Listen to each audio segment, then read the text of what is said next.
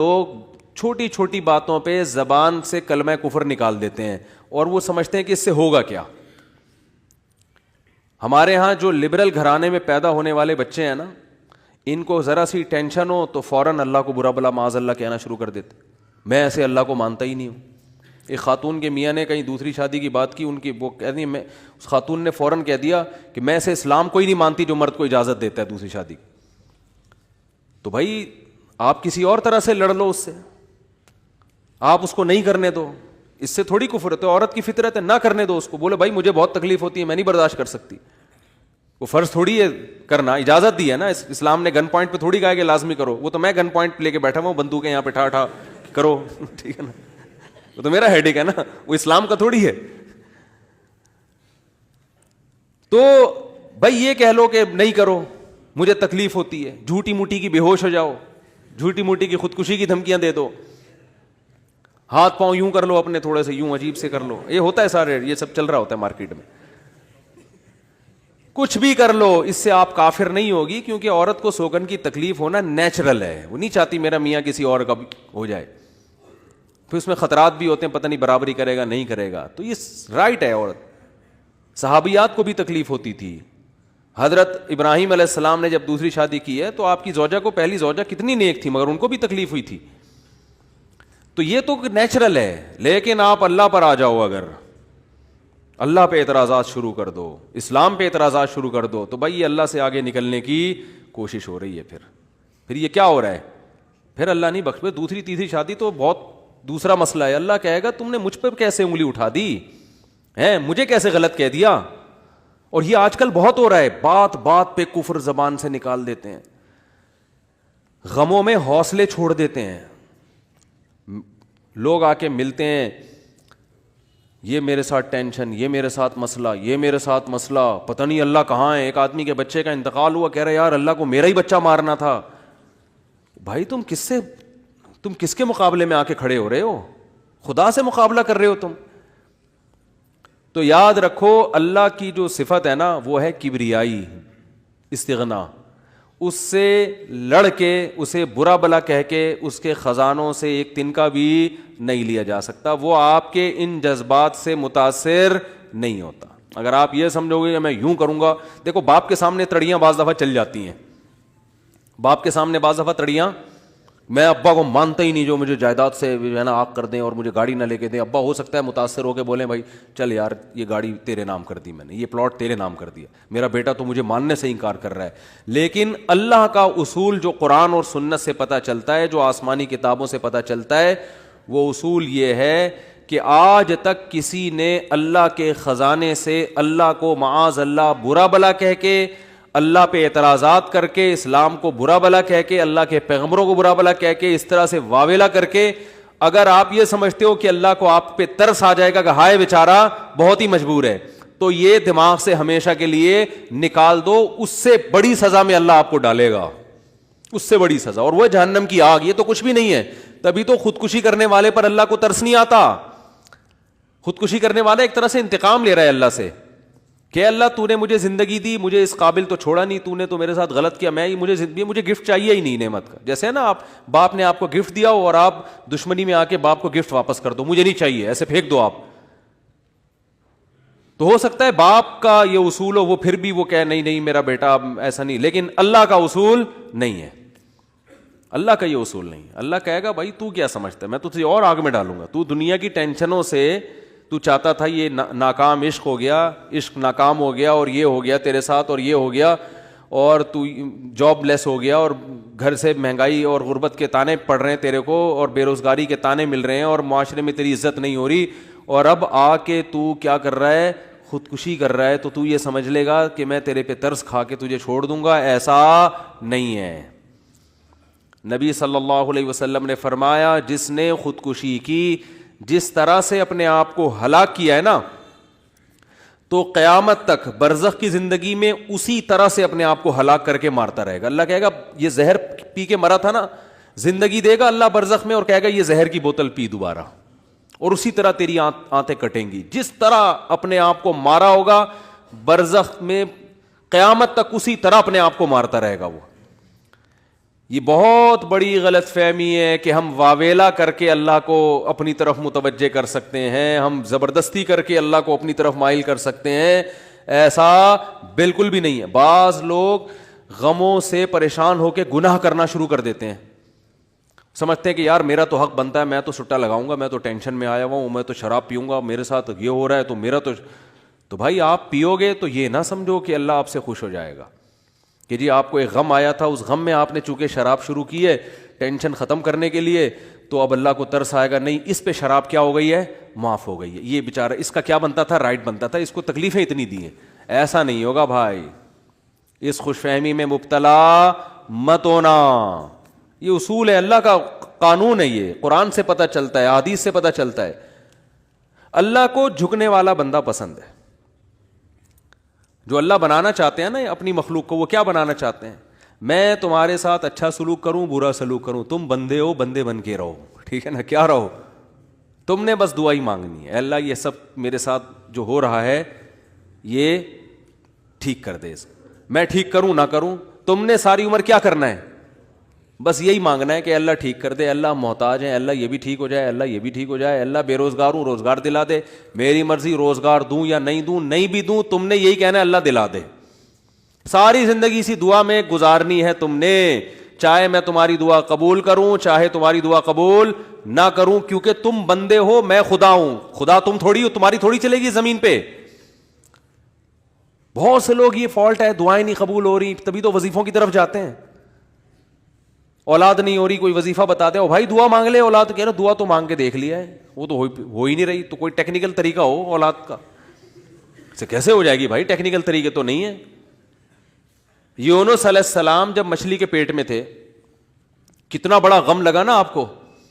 یونس علیہ السلام مچھلی کے پیٹ میں, تو اللہ سے آپ نے دعا مانگی, وظیفہ نہیں پڑھا ہے. وظیفے پڑھنا بھی جائز ہے, اگر کوئی قرآن آیتیں ہیں تو کوئی گناہ نہیں ہے, لیکن جو اصل جو اسلام کی روح ہے وہ کیا ہے, دعا. تو یونس علیہ السلام نے مچھلی کے پیٹ میں دعا مانگی, لا الہ الا انت سبحانک.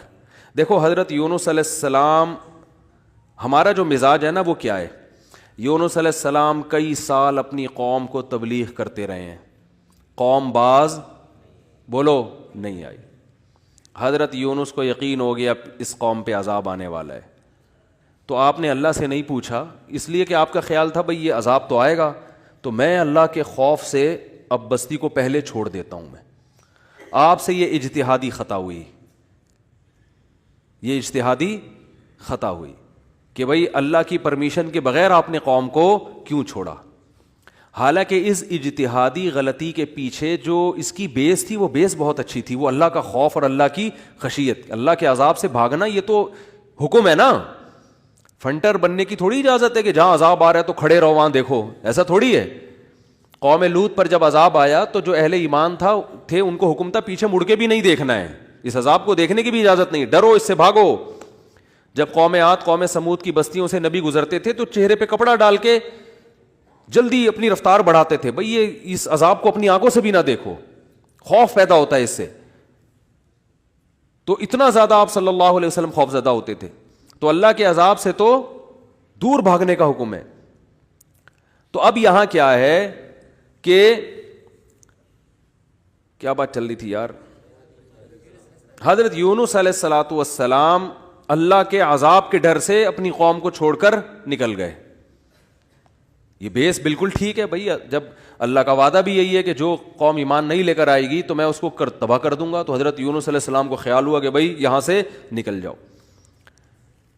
جب بیٹھے ہیں کشتی میں, کشتی ڈوبنے لگی تو ملا نے کہا بھائی وزن کشتی میں زیادہ ہے, ایک آدمی کو نیچے اترنا پڑے گا ورنہ سب ڈوب جائیں گے. کون اترے گا بھائی, قرآن اندازی ہونی چاہیے. قرآن اندازی میں نام کس کا آیا, یونس علیہ السلام. تو بتاؤ ہم ہوتے, ہم کہتے ساری زندگی تبلیغ کرتا رہا, اب جب عذاب آنے والا ہے تو اللہ کے خوف سے ہی نکلا میں, اس کا صلہ یہ مل رہا ہے کہ ڈوبنے والا کون ہے, بولو میں ہی ہوں. بھائی مجھے تو زیادہ پروٹوکول, اللہ تعالیٰ کو 6 کشتیاں میرے لیے پہلے سے سمندر میں رکھنی چاہیے تھی نا, کیا ہو گیا. یہ ہماری سوچ تو یہی ہے کہ میں نے چونکہ فجر کی نماز پڑھی ہے تو میری دکان پہ کسٹمر 6 گنا زیادہ آنے چاہیے, پیسے سارے وہ کما رہے ہیں, نمازیں میں پڑھ رہا ہوں,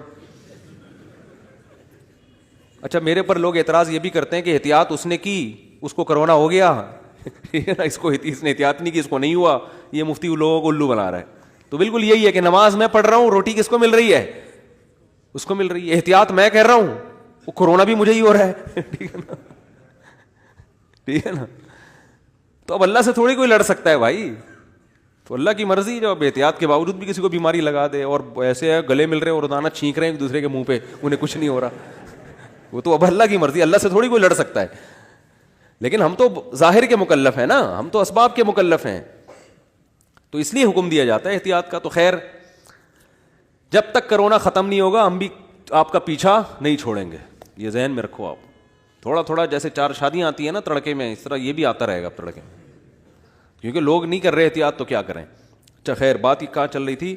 تو یونس علیہ السلام کی جگہ ہم ہوتے تو بھائی ہماری حالت کیا ہوتی ہے. اللہ, جیسے تبلیغ میں ہم میں سے کوئی گیا ہوا ہوتا 4 مہینے کے لیے, 4 مہینے کے لیے تبلیغ میں نکلے ہوتے, اللہ کے راستے میں واپس آ رہے ہوتے, تو پتہ چلا کچھ یعنی کنوینس ہی نہیں مل رہی, پولیس والے پکڑ کے لے گئے, کسی کیس میں بند کر دیا, تو کیا وسوسے آتے ہیں دماغ میں. جیسے حج کرنے گئے نا, ایک آدمی حج کرنے گیا, لٹ گیا وہاں پہ نا جیب کتروں نے, تو وہ کہہ رہا ہے اللہ میں نے تو سنا تھا حاجی تیرے مہمان ہوتے ہیں, تو ہم نے تو دنیا میں کسی کو نہیں دیکھا کسی نے اپنے مہمان کس کی یہ انسلٹ کی ہو.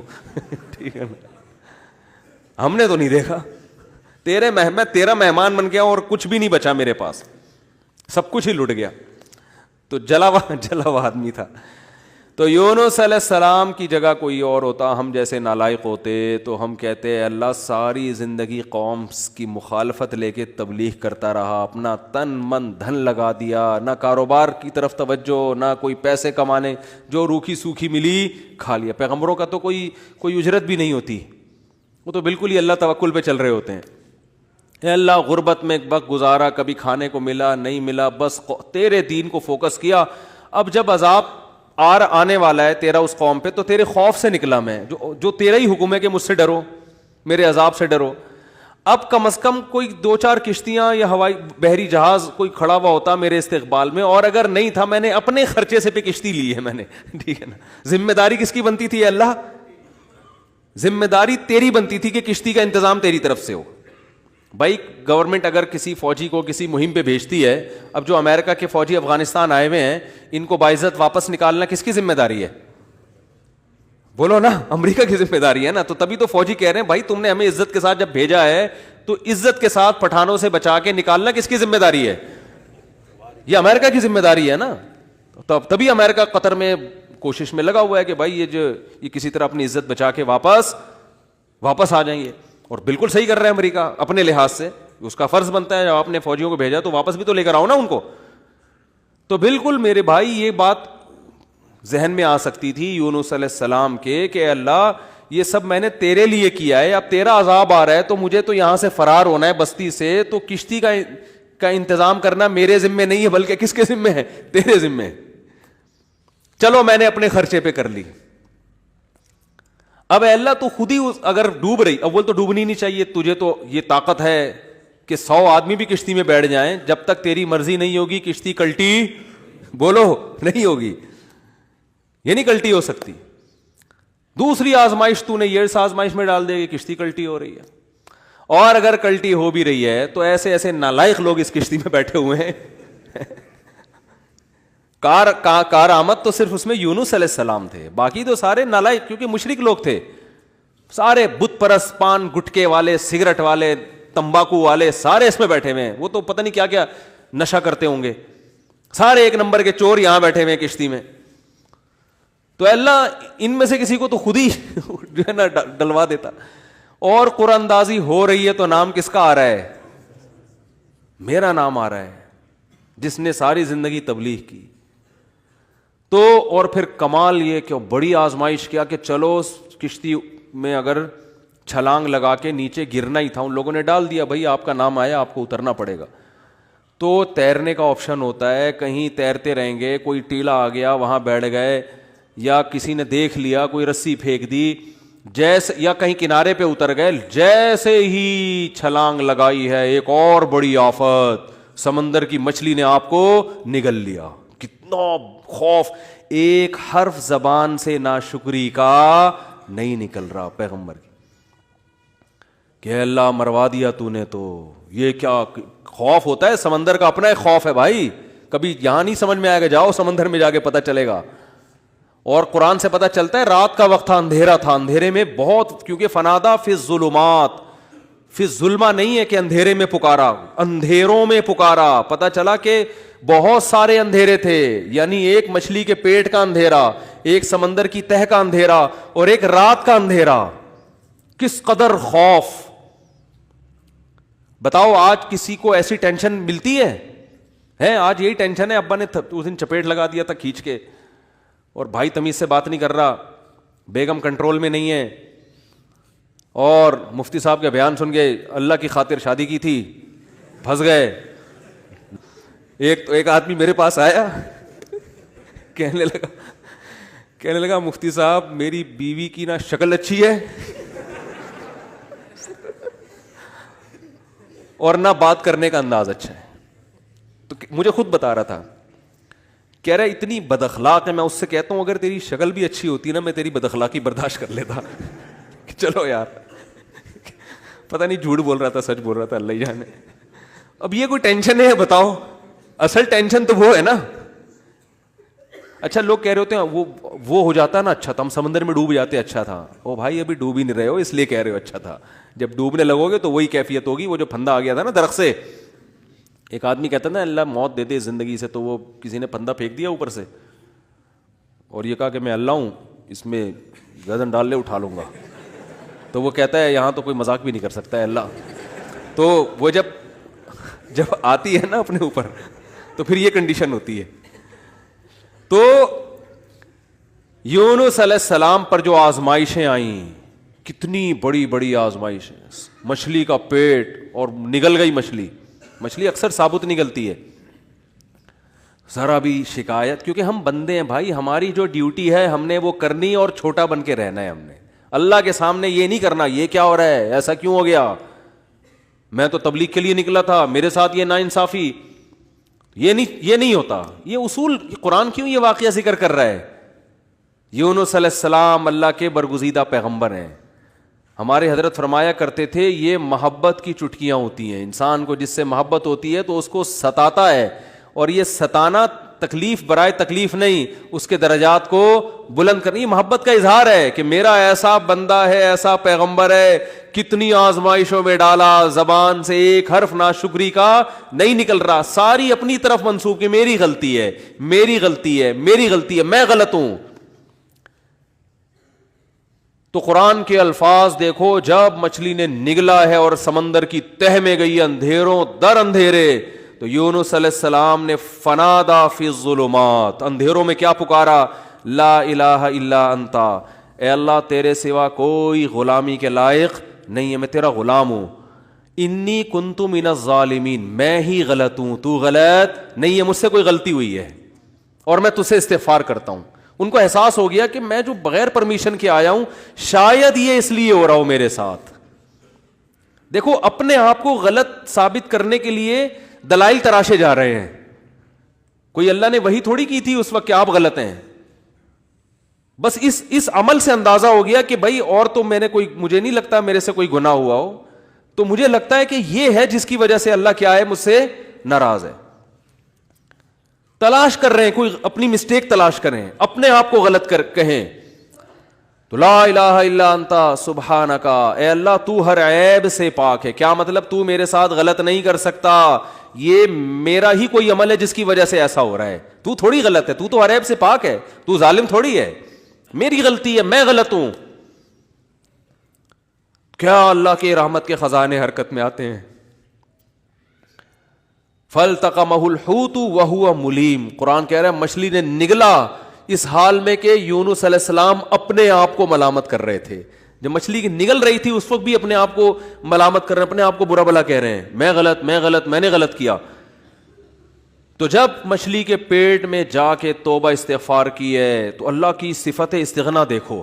اللہ فرماتے ہیں لولا انہ کان من المسبحین, اگر یونس اپنی غلطی کا اعتراف نہ کرتے, للبث فی البطن الی یوم یبعث فی بطنہ الی یوم یبعثون، قیامت تک اسی کے پیٹ میں رہتے، وہ نہیں نکلتے. یہ اللہ کی صفت استغنا ہے کہ بھائی اللہ کو آپ ڈرا کے دھمکا کے یا اپنی غلطی کا اعتراف کیے بغیر اللہ پہ ڈال کے اللہ سے کچھ بھی منوا نہیں سکتے. اللہ کہتے ہیں ہمیشہ رہتے، لیکن اللہ کو پتا تھا نہیں ہے ایسا، وہ تو آزمایا. پیغمبر تو گناہ نہیں کر سکتے نا، تو یہ تو اللہ آزما رہے ہیں دنیا کو دکھانے کے لیے کہ میرے نیک بندے ایسے ہوتے ہیں. تو اللہ فرماتے ہیں کہ فَأَنبَذْنَاهُ بِالْعَرَاءِ، ہم نے ایک میدان میں ان کو، جب انہوں نے توبہ استغفار کی ہے تو اللہ نے مچھلی کو حکم دیا ان کو نگل دے باہر، اور وہ مچھلی نے آپ کو ساحل سمندر پہ ڈالا ہے. اب اللہ کی رحمت کے خزانے، سمندر کے ساحل پر کچھ بھی نہیں تھا. اللہ فرماتے ہیں وہاں اپنی قدرت سے ہم نے درخت پیدا کر دیا جو ان کو کیا دے گا؟ چھاؤں. اب معجزے ہو رہے ہیں کہ نہیں ہو رہے؟ بھئی اللہ آزمایا، اللہ نے کہا آزمائش میں پورا اترا ہے یہ بندہ، میرے یہ نیک بندے آزمائش میں پورے اترے ہیں. اور اللہ نے اپنی قدرت سے درخت پیدا کر دیا اور حکم دیا جاؤ اپنی قوم کے پاس واپس جاؤ. قوم سے عذاب ٹل گیا. ہوا یہ تھا کہ جب یونس علیہ السلام کو یقین ہو گیا عذاب آ رہا ہے، تو یونس علیہ السلام جیسے ہی نکلے، وہ قوم تھی ہوشیار، اس کو اندازہ ہو گیا کہ بھائی یہ جب تک ہم میں تھے تو عذاب کا چانس نہیں تھا، یہ گئے ہیں تو اب واقعی آئے گا.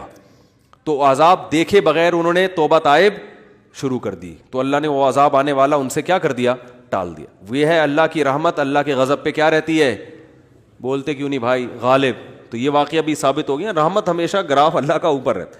ہاں عذاب دیکھ لیتے اور مذاق اڑاتے، جیسے قوم عاد نے مذاق اڑایا. فلما رأوه عارضا مستقبل اودیتہم، جب انہوں نے بادلوں کو اپنی طرف آتے ہوئے دیکھا، پیغمبر بتا رہے ہیں کہ یہ عذاب ہے، تو کہہ رہے ہیں ھذا عارض ممطرنا، کوئی عذاب نہیں ہے بھائی، بادل تو آتے ہیں برستے بھی ہیں، کوئی نارمل. وہ تو آخری دم تک ڈٹے ہوئے تھے. اب کیونکہ اللہ کی صفت غضب بھی ہے، رحمت غالب تو رہتی ہے، لیکن ایسا نہیں ہے کہ غضب ختم ہی ہو گیا ہے. پھر اللہ نے عذاب بھیجا اس قوم پہ. 7 دن 8 راتیں تیز ہوائیں چلی ہیں، 8 دن 7 راتیں، اور ایسا اٹھا کے اس قوم کو پٹخا ہے کہ اللہ فرماتے ہیں کأنہم اعجاز نخل خاویہ. 1 ہفتے کے بعد ایسا لگ رہا تھا کھجور کے تنے ہیں جو اوندھے پڑے ہوئے ہیں، بڑے بڑے قداور لوگ تھے وہ. اللہ نے تو اس لیے میرے بھائی جب کوئی غم آئے پریشانی آئے تو واویلا نہ مچایا کرو، رونے دھونے کی اجازت ہے. یہ بے صبری نہیں ہے، جب انسان کو غم ہوتا ہے روتا بھی ہے، ہائے ہوئے بھی کرتا ہے، لیکن اللہ کو برا بلا کہنا شروع کر دینا، میرے ساتھ اللہ یہ کر رہا، میرے ساتھ اللہ میں ہی ملا ہوں اللہ کو. آپ کا کام ہے غلامی، مانگتے رہنا ہے مانگتے رہنا ہے مانگتے رہنا ہے. اکثر ایک واقعہ علماء بتاتے ہیں، کتابوں میں لکھا ہوا ہے کہ ایک بزرگ حج کرنے جاتے تھے، حج کرنے کے بعد ندا آتی تھی قبول نہیں ہوا. کیا ندا آتی تھی؟ قبول نہیں ہوا. تو وہ دوبارہ چلے جاتے اگلے سال. جب حج کرتے پھر ندا آتی قبول نہیں ہوا، وہ پھر چلے جاتے. تو کسی نے کہا کہ آپ خود ہی بتاتے ہو کہ جب میں حج سے فارغ ہوتا ہوں آسمان سے ایک ندا آتی ہے کہ قبول نہیں ہوا، تو پھر کیوں جاتے ہو بار بار؟ تو انہوں نے کہا بھائی میرا کام ہے حج کرنا، اپنی کوتاہیوں کی اصلاح کرنا، قبول کرنا کس کا کام ہے؟ اللہ کا. اب اللہ سے تو لڑ تھوڑی سکتا ہوں. اور یہ بھی نہیں ہے کہ اب فنٹر نہیں بنو کہ اب تو ہم نہیں جائے گا بھائی، اب تھوڑی 2 دفعہ چلے گا 3 دفعہ چلے گا، ہر دفعہ یہ آواز آ رہی ہے اب تھوڑی ہمارے پاس اور بھی دنیا میں غم ہے بھائی، یہ حج ہی کرتے رہیں گے کیا؟ یہ ہوتا اصل میں لوگوں کا یہ رویہ ہو گیا ہے. دعا میں بہت ہو رہا ہے یہ، یار ہم نے دعا مفتی صاحب 6 دفعہ دعا مانگ لی پھر بھی فائدہ نہیں ہو رہا. اب یہی تھوڑی کہ دعا مانگتے بول نہیں رہے ہوتے، مفتی صاحب سے ڈر رہے ہوتے ہیں تو بھائی اتنا اللہ سے ڈر لو. وہ بعض تو بول بھی دیتے ہیں. تو بھائی 6 دفعہ 10 دفعہ 100 دفعہ دعا مانگنے میں کیا جا رہا ہے یار؟ اللہ کے سامنے ہاتھ اٹھا کے مانگنے سے زیادہ بھی کوئی مزیدار عمل ہو سکتا ہے؟ نہیں قبول ہو رہی، اہل اللہ کہتے ہیں نہیں قبول ہو رہی نا، اس میں مانگنے میں اور زیادہ مزہ ہے. ٹھیک ہے نا، اس میں مانگنے میں یہ اللہ ایمان کا امتحان لے رہا ہے. تو ہم غیب پر ایمان کے دعوے دار ہیں، اللہ تو نہ قبول کر، ہم تو مانگتے رہیں گے. ہمیں مزہ اسی میں آتا ہے. حضرت عمر رضی اللہ تعالی عنہ کا قول ہے کہ مجھے اس سے غرض نہیں ہے کہ میری دعا قبول ہو رہی ہے کہ نہیں ہو رہی، یہ تو میرا کام ہی نہیں ہے کہ یہ اللہ کی ذمہ داری ہے، یہ ہماری ٹینشن. یہ تو میں حضرت عمر کے الفاظ اپنی زبان میں بتا رہا ہوں، یہ ہماری ٹینشن ہے ہی نہیں، یہ تو اللہ کا کام ہے نا، قبول کرنا تو اس کا کام ہے. فرمایا مجھے اس کی فکر ہوتی ہے کہ دعا مانگنے کی توفیق مل رہی ہے کہ نہیں مل رہی. ایسا نہ ہو مایوسی اتنی پیدا ہو جائے کہ دعا مانگنے ہی کی توفیق چھن جائے. یہ ڈینجرس ہے, یہ خطرناک ہے کہ اللہ نے آپ کو اپنے در سے محروم کر دیا, ہاتھ اٹھانے کی توفیق سلب کر لی. اور آج لوگوں میں یہ نظر آتا ہے دعا مانگنے کی توفیق نہیں مل رہی, کیونکہ ان کی پوری نظر اسباب پہ ہوتی ہے, اللہ پہ نظر ختم. یہ بہت خطرناک ہے. دیکھو اسباب پہ نظر رکھو گے, ہو سکتا ہے اسباب اختیار کر کے کام تو ہو جائے, لیکن اللہ کی جب عدالت میں کیس لے کے جاؤ گے, فائل داخل کرو گے, وہاں سے جو کام جب منظور ہوگا نا, اس کام کی نوعیت میں اور آپ کے کام کی نوعیت میں زمین اور آسمان کا فرق ہوگا. جب اللہ کے سامنے کیس لے گئے, کام خراب بھی ہوگا تو بنے گا, اور جب اسباب پہ نظر رکھو گے بنے گا بھی تو ہو سکتا ہے اس میں خیر نہ ہو, یہ کوئی الٹا کام ہو رہا ہو. جس کام سے آپ نے اللہ کو نکال دیا اب اس میں خیر کی توقع نہ رکھیں.